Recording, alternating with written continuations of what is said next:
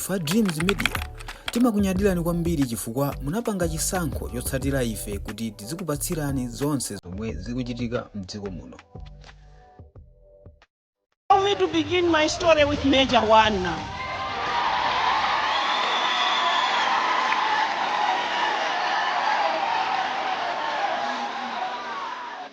I have been informed, I've been told that sometimes when you go up, you and the issues of God must go separate ways. But I found that in my positions as my country's Member of Parliament, Minister of Women and Children, Foreign Minister, Vice President, and President of the country, I depended on my God.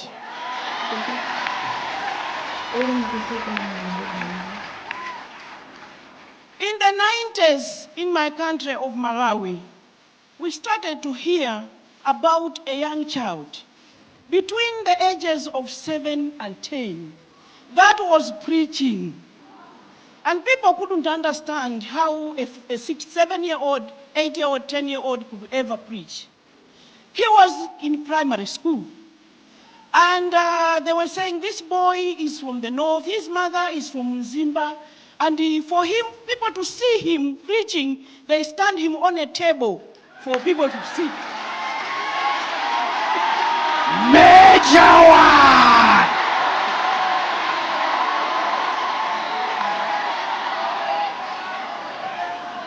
Hallelujah! I want Major One today to forgive me because I'm going to tell it all.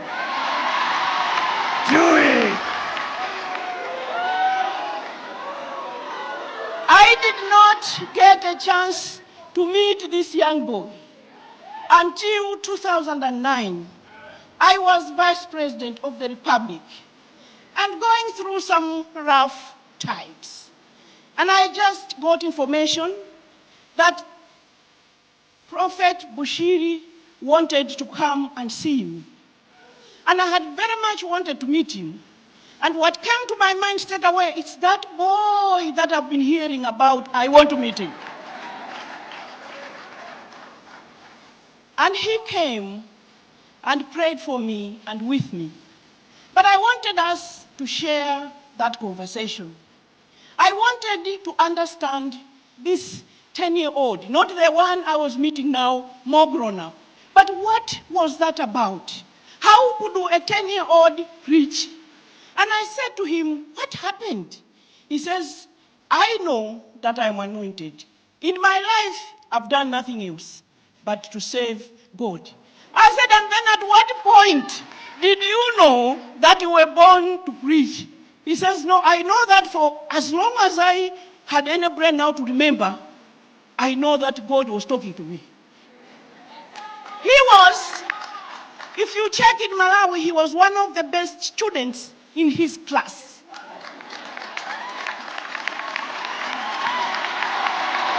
Major One! So, today we could have been talking about a professor in this and that. But for him, that was the calling. So I said to him, before we pray, you came to pray with me and for me, but tell me, allow me to understand how it was like growing up in school. And he said, one thing that he said that I'll never forget, he said, I had to pray to God to set aside some power he had given me until he allows me to go through education so that I can be able to read and write and speak English and serve him better.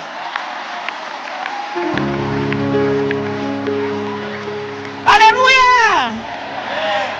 And I asked, what power was that? And he told me that sometimes if I accidentally touched a friend, they got shocked like you get when you touch electricity.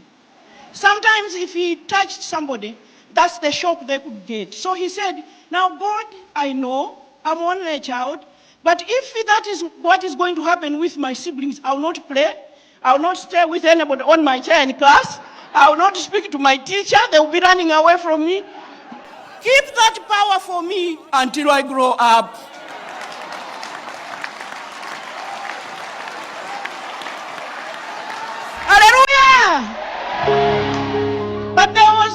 something else he did that day?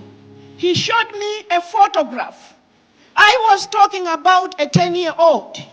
He showed me a photograph of a younger child of between 4 and 5 holding a Bible. Distinguished ladies and gentlemen, I'm a mother and grandmother. A 5, 6-year-old child is playing with toys. Your toy is not a Bible. If you are playing with a Bible at 5, 6 years old, you are anointed by God. Because this is a 5-year-old, 6-year, I don't know how old Major you were. I didn't want to ask many questions, but you were holding a Bible instead of holding a toy. And I know for sure, Major, that maybe at that time you couldn't even read and write. But God had already placed this Bible in your hands. Distinguished ladies and gentlemen, fast forward. Then I served in all those positions I talked about. Then I served as president.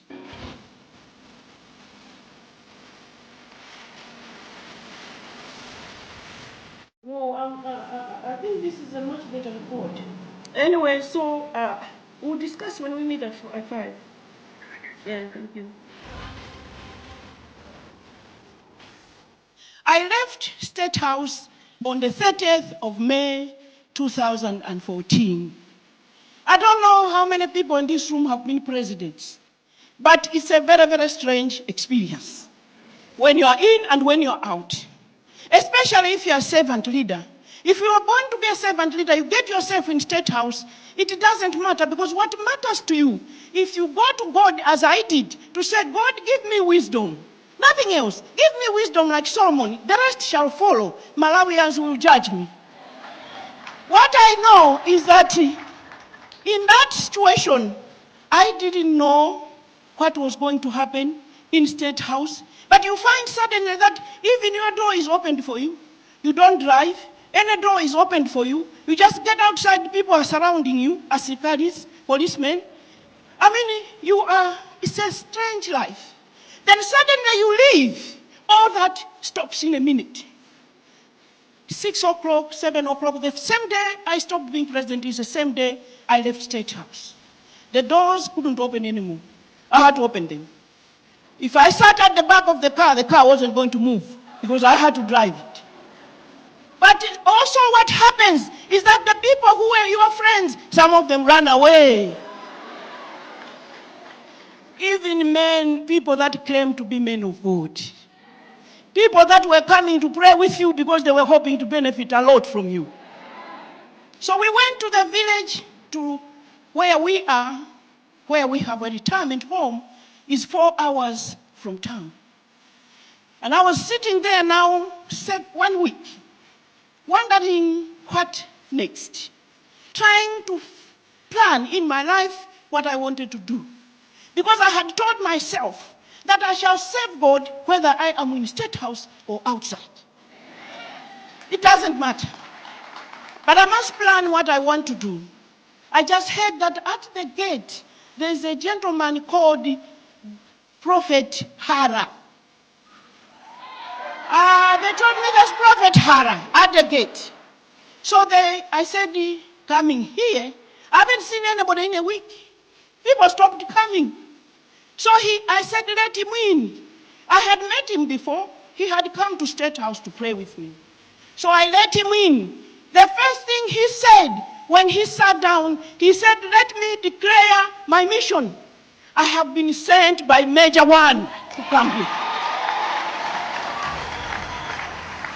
I have been sent by Major One. Therefore, I shall call him so that he confirms to you that the prophecy I bring is not mine. And that's exactly what happened.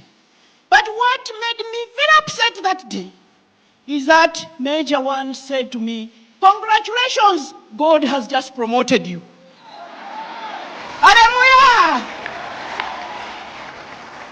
When he talks about what I see is not what you see, we must believe him.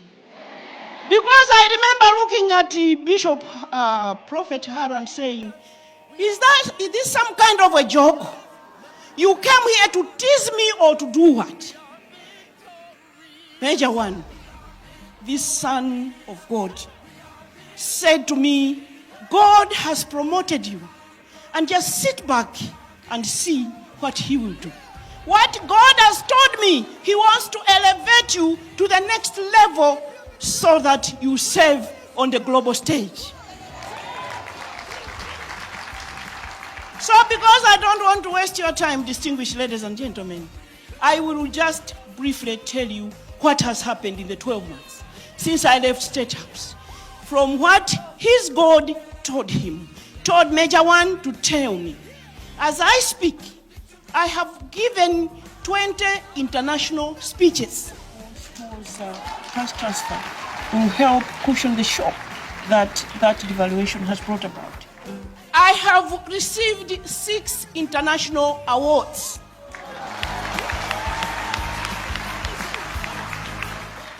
I have met 8 global leaders. Usually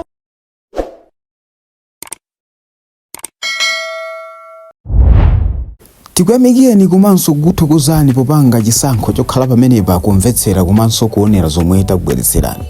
Chomwe tingakupempheni choti ngati muli alendo pamudzi pano tapangani subscribe, chifukwa mukatero inu ndi ife tidzayendera limodzi kuyambira lero mpaka na masiku omwe akubwera kusogoloko. Timabweratu ndi nkhani zochokera ngodya zonse zinayi za mdziko lino, kotero kuti inu simukuyenera kuti mukhale kunja kwa nkhani zimenezi. Tapangani subscribe, like, comment komanso share kuti tikhale limodzi mu ulendo umenewu.